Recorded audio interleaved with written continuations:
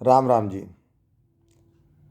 10 नवंबर को लाल किले के पास जिस तरीके से फिदायनी हमला हुआ, जिसमें कई लोग अपनी जान से हाथ धो बैठे, उसके पश्चात जिन लोगों का नाम आया वो अत्यंत चौंकाने वाला था।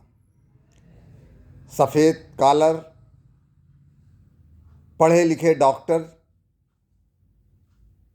कहीं ना कहीं से डॉक्टरी करने के पश्चात वो लोग आतंक के इस कार्य में लगे पाए गए।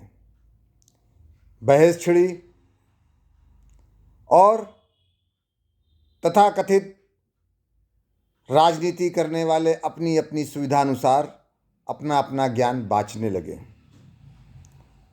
मुद्दा इस बात का है कि यह आतंकवाद,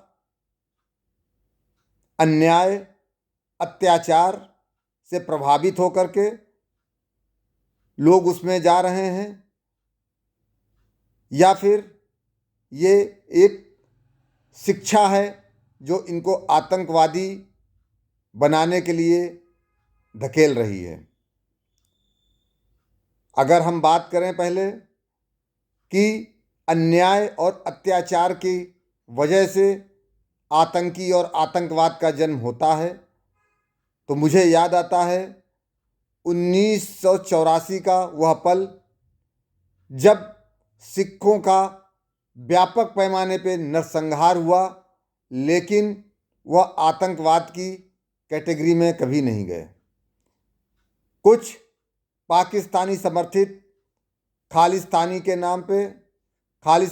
नाम पे उन्होंने आतंकवाद फैलाने की कोशिश जरूर करी, परंतु उसका भी सिख समुदाय ने मुंह तोड़ जवाब दिया था। उसके पश्चात 1990 में कश्मीरी हिंदुओं के साथ जो हुआ वो हम सबको पता है। जिस तरीके के अत्याचार, भयावह अत्याचार उनके ऊपर हुए, उनको कश्मीर छोड़ने पर विवश किया गया, उन महिलाओं के साथ गंभीर अत्याचार हुए, उनकी अस्मत से खेला गया, लेकिन उन्होंने आतंक और आतंकवादी के रास्ते को नहीं चुना। इससे एक चीज़ तो स्पष्ट हो जाती है कि अन्याय और अत्याचार कारण नहीं है आतंकी और आतंकवाद के रास्ते पर जाने का।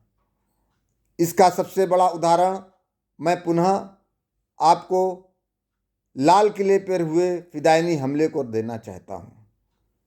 आप अपने अंतरात्मा से पूछिए कि ये जो डॉक्टर का जो रैकेट इस आतंकी घटना के पीछे लगा हुआ था, ये तो बड़ी कृपा थी कि एक धमाके के बाद सारा इनका राजफास हो गया, अन्यथा इनकी जो मंशा थी संपूर्ण देश में एक कत्लेआम मचाने की थी। उन डॉक्टरों के पास क्या अन्याय हुआ, उनके साथ क्या अत्याचार हुआ? उनके पास लाखों रुपए की सैलरी पा रहे थे, समाज में सम्मान था, लेकिन एक सोच मजहबी कट्टरपंथी की उन्होंने उन्हें आतंकी बना दिया। और तथाकथित नेता पूरे देश में बैठे हुए वो ये कहते आ रहे हैं कि इसके पीछे के कारण को पता लगाइए कि ये डॉक्टर ऐसा कदम क्यों उठा रहे हैं। तो मुझे लगता है निश्चित तौर पे इस पर अवश्य चर्चा होनी चाहिए कि अगर डॉक्टर अनपढ़, जाहिल, पढ़े लिखे ये कदम उठा रहे हैं तो इसका मतलब तो ये है कि अन्याय और अत्याचार तो कहीं भी नहीं दिखाई दे रहा है, क्योंकि जितना अत्याचार दबे और पिछड़ों ने झेला है इस भारतवर्ष में, उतना शायद किसी ने नहीं झेला होगा। उन्होंने भी कभी आतंकवाद का रास्ता नहीं पकड़ा, परंतु ये पढ़े लिखे लोग हों चाहे जाहिल हों, आतंकवाद का रास्ता पकड़ रहे हैं। तो आज आवश्यकता इस बात की है कि उनकी शिक्षा को भी परखा जाए कि कौन सी वो शिक्षा पा रहे हैं, कहाँ पढ़ रहे हैं और क्या मजहबी दीन इनको पढ़ाया जा रहा है। इसको सार्वजनिक तौर पर खोला जाना चाहिए और हर एक व्यक्ति को बताया जाना चाहिए कि इनकी दीनी और इस्लामी शिक्षा क्या है जो इनको आतंकवादी बनने पर विवश कर देती है, इनको आतंक फैलाने पर विवश कर देती है। ये अवश्य होना चाहिए।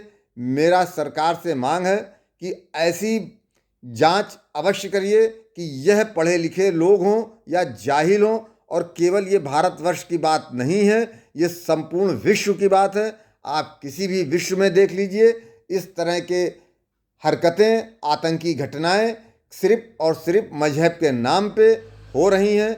ज़रूर कहीं ना कहीं इसमें इनकी मजहबी शिक्षा में कोई दोष है, उस पर इनको अध्ययन करना चाहिए और उसको दूर करने की आवश्यकता है।